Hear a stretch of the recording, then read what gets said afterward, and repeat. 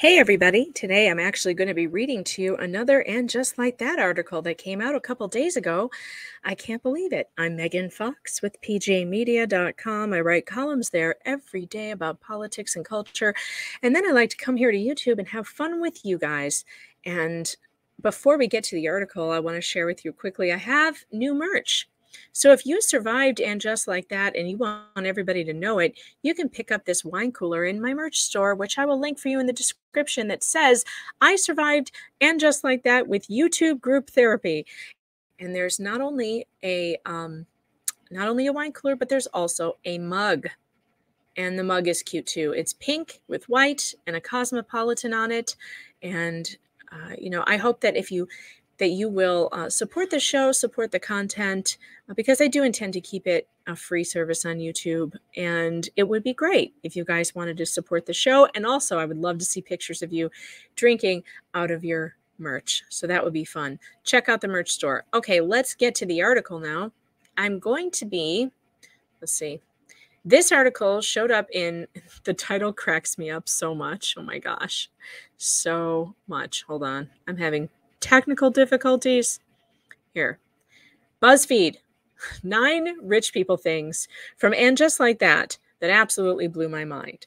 This is by Kaylee Hansen, a Buzzfeed contributor. Now that we've gotten through the entirety of HBO Max's roller coaster Sex and the City reboot, I'm back with more ponderings on And Just Like That. Don't come at me. We know I love to harp on the financial discrepancies between Carrie Bradshaw and reality, but this time around I'm broadening my horizons to the unrelatable rich people things scattered throughout the series. Don't get me wrong, these types of plot lines make for fantastic TV, so I'm not even hating. There is also nothing wrong with being rich. I am in my wildest dreams. Coming from a non-millionaire, these were the 9 rich people things that continuously left me mind blown while watching And Just Like That. Number 1, when Natasha turned down Mr. Big's $1 million. Oh my gosh, I didn't even think about this, and it's so true. Who turns down $1 million? Remember Mr. Big's ex-wife, Natasha, the one he married for a short time in the original series while having an affair with Carrie? What a mess! Turns out, after Big's Peloton-induced tragedy, a whopping $1 million has been left in his will for one Natasha Nijinsky. While we can assume the rest of this very wealthy man's riches go to Carrie, this news comes as a huge and confusing shock, and rightfully so. Though Carrie's mind assumes the worst, we quickly find out that Big simply put Natasha in his will as a monetary apology for all he put her through.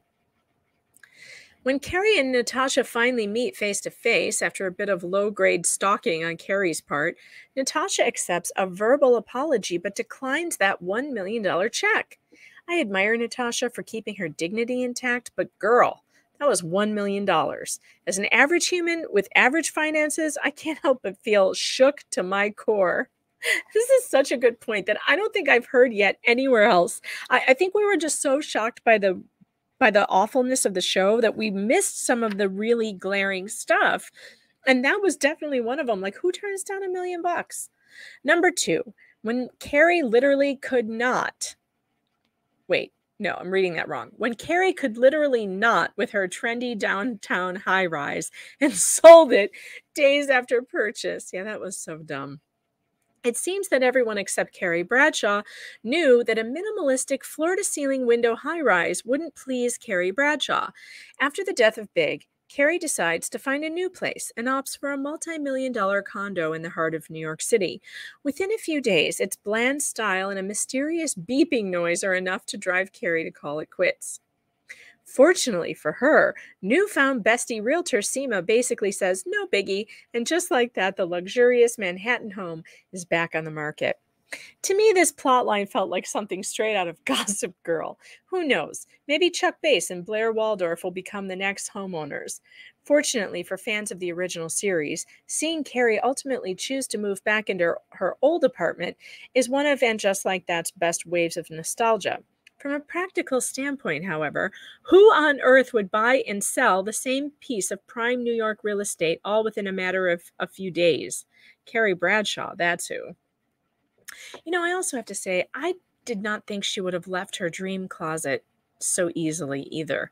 I mean, I know I wouldn't have. And what about all the good memories that she had with her husband in that home? I would not want to leave my home where I would see my husband around every corner. Or remember the things that he built here and the things that we did together. And that closet was like a gift. It was her wedding gift. It was her engagement, right? Her engagement present was that closet and those shoes. So I don't know. I just felt like I don't think Carrie would have left her closet. Certainly not for that old small apartment. Number 3, when Carrie kept her brownstone as a storage unit. Speaking of Bradshaw's iconic Upper East Side brownstone, it's a good thing she still owns the place 6 TV seasons and 2 movies later. As mentioned above, bringing this place back to our screen was a notable part of the reboot. Carrie really isn't Carrie unless she's digging out a gigantic tutu and sparkly pumps from her massive walk-in closet.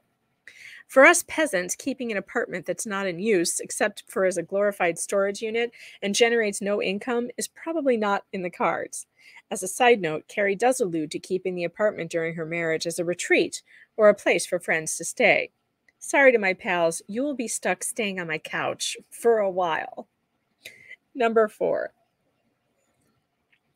All of the characters' super rich person pastimes.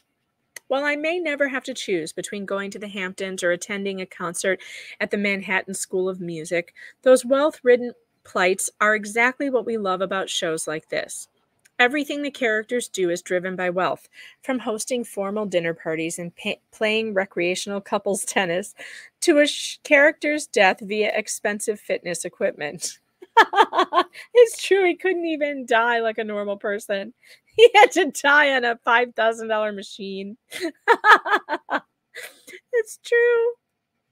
It's so true. It's fun to watch the women go about their glamorous lives while they lunch with their friends on the daily. It's fun because for most of us, this lifestyle is not our reality. While money isn't discussed at any great length in the show, we can solidify that it's not an issue for these characters, even just through their wealthy pastimes and hobbies. 5. Everyone dining at upscale restaurants daily.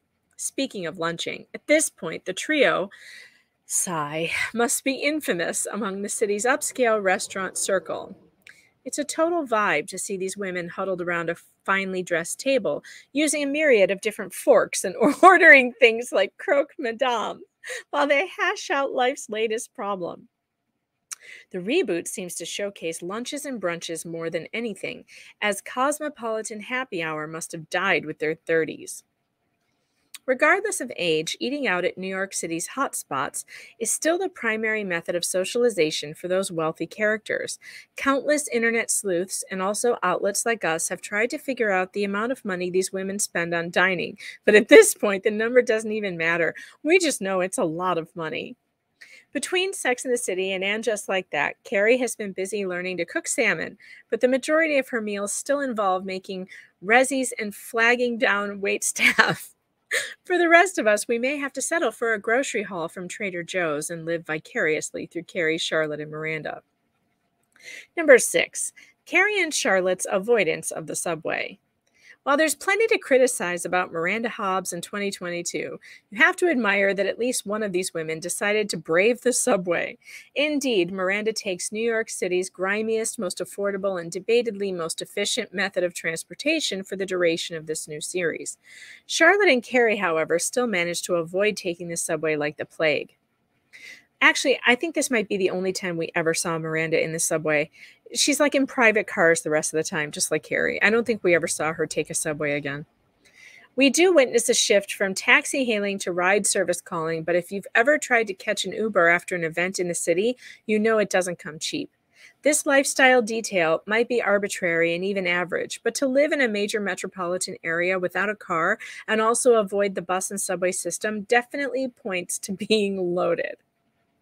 Number 7, all of the wildly expensive fashion all of the time.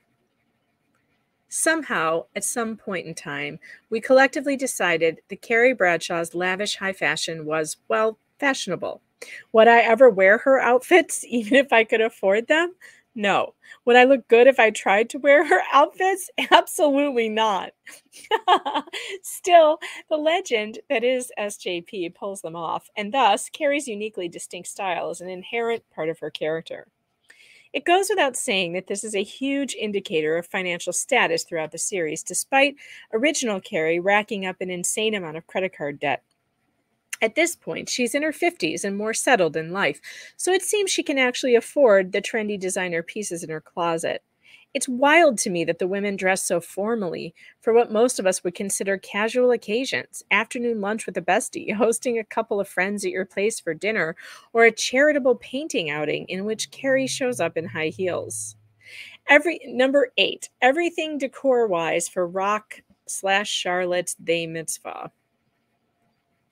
In the endearing plot line, no, I would not call it endearing at all, of Charlotte planning a they mitzvah. No, I call it annoying and way too woke, especially considering what I've been reading here on this channel about how girls who go through medical transition and the horror that they face when they regret it after they've had their breasts removed. Yeah, no, thank you. I don't find anything endearing about this plot of ushering kids down this gender switching thing. No. It ends up being Charlotte who takes part in the modernized version of a traditional Jewish coming-of-age ceremony. Fans of the original series will recall that Charlotte converted to Judaism after falling for Harry Goldenblatt, and the finale brings us full circle when she takes Rock's place to come of age in faith. In true Charlotte fashion, her wealth gives her the ability to spare no expense. She rents out a massive venue decked to the nines and sets up a full-on candy bar. Get me an invite to this party stat. Even though the day doesn't go as planned, because Rose is a little bitch, Charlotte and the Goldenblatts are still able to make it a party to remember in true glitzy and glamorous New York elite fashion. Number 9, when everyone acknowledged the pandemic, but also not really. No, they didn't.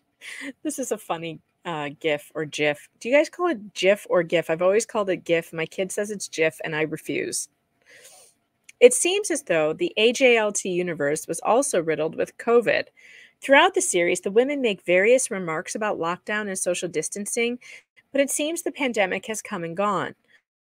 While I'm glad to see the show didn't dive too deeply into the pandemic, an SATC reboot is a welcome break from real life, we might also infer that these women wouldn't feel much of a financial impact during an economic crisis.